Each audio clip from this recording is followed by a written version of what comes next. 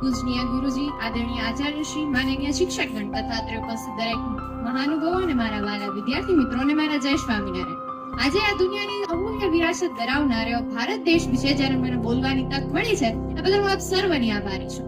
ભારતને જો ખરેખર જાણવું હોય તો તેના નકશામાં જોવું પૂરતું નથી, તેમને માટીને અનુભવવી પડે છે, તેની નદીઓને સાંભળવી પડે છે, તેના ઇતિહાસોને વાંચવા પડે છે અને તેમના શહીદોની જે લોહીની કિંમત હોય છે એને સમજવી પડે છે.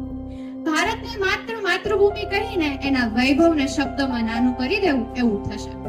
અહીંનો પથ્થર માત્ર પથ્થર નથી, અહીંની શિલા શિવનો અહેસાસ છે, અહીંની નદીઓમાં સંસ્કૃતિઓ છે, અહીંના મંદિરોમાં સદીઓની આસ્થા છે અને અહીં જીવન જીવવાની કળા પેઢી દર પેઢી ચાલી છે. હા, આ એ જ ભૂમિ છે જે શ્રી કૃષ્ણએ કુરુક્ષેત્રમાં માત્ર અર્જુનનો સંચય દૂર કરવા નહીં પરંતુ સમગ્ર માનવ જાતને કેન્દ્રમાં રાખીને કર્મ કરવાનો અમર સંદેશો આપ્યો છે. આ એ જ ભૂમિ છે જ્યાં મહાભારત વાવી અને ગીતા નીકળી. અહીં 1857 થી લઈને આઝાદીના અંતિમ સૂર્યોદય સુધી આપણા વીરોએ પોતાનું મસ્તક કપાવ્યું છે, પરંતુ ભારત માતાનું મસ્તક નીચું નથી થવા દીધું. અહીં કોઈ મંગલ પાંડે બનીને પ્રથમ ચિંગારી બન્યું, કોઈ રાણી લક્ષ્મીબાઈ બનીને તલવાર બન્યું, કોઈ ટાટિયા ટોપ બનીને રણમાં ઉતર્યું, કોઈ સરદાર પટેલ બનીને રાષ્ટ્રને એકતામાં ફેરવ્યું, તો કોઈ ગાંધી બનીને સત્યાગ્રહના શસ્ત્ર લઈ ચાલ્યા, કોઈ ભગતસિંહ બનીને ફાંસીના માચડે ચડતા પહેલા ઇન્કલાબ જિંદાબાદની ગર્જના કરતા ગયા. આ 1847ની મળેલી આઝાદી જે 15મી ઓગસ્ટ, આ એ દિવસ છે જ્યારે આપણા વીરોએ પોતાનું વર્તમાનનું બલિદાન આપ્યું અને ભવિષ્યને આઝાદ કર્યું છે. આજે આપણે જ્યારે શ્વાસ લઈ રહ્યા છીએ ત્યારે આપણા આઝાદી છે ત્યારે એમાં આપણા વીરોની આઝાદીનો એક શ્વાસ મળેલો છે.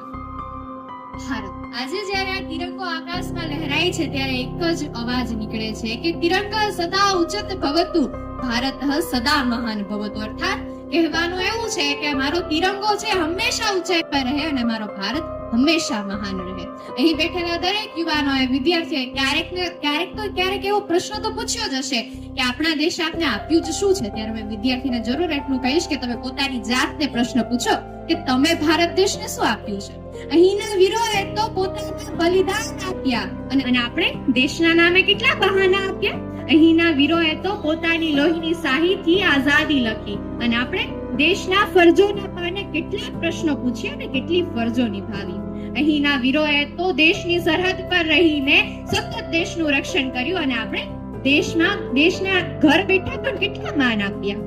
અહીંના વીરોએ તો પોતાનું સર્વસ્વ આપી દીધું અને આપણે આપણા દેશ પાસેથી મળેલું પણ કેટલું સાચવી લીધું.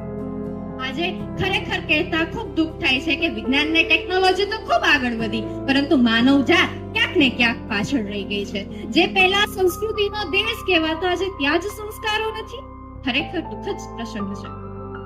અંતે જો મને કોઈ પૂછે કે તારો ભારત દેશ કેવો છે, ત્યારે હું એને એટલું જરૂર કહીશ કે અહીંની માટી ચંદન જેવી, અહીંનું પાણી ગંગા જેવું, અહીંનું શૌર્ય સૂર્ય સમાન અને અહીંનું જ્ઞાન સાગર જેવું. વેદોથી લઈને સુધી, સંતોથી લઈને સંતો સુધી દરેક યુગે એક જ વાત કહી છે, ભારત બન્યું છે સત્ય બની. બસ આટલું જ કહી હું મારી વાણીને વિરામ આપું છું.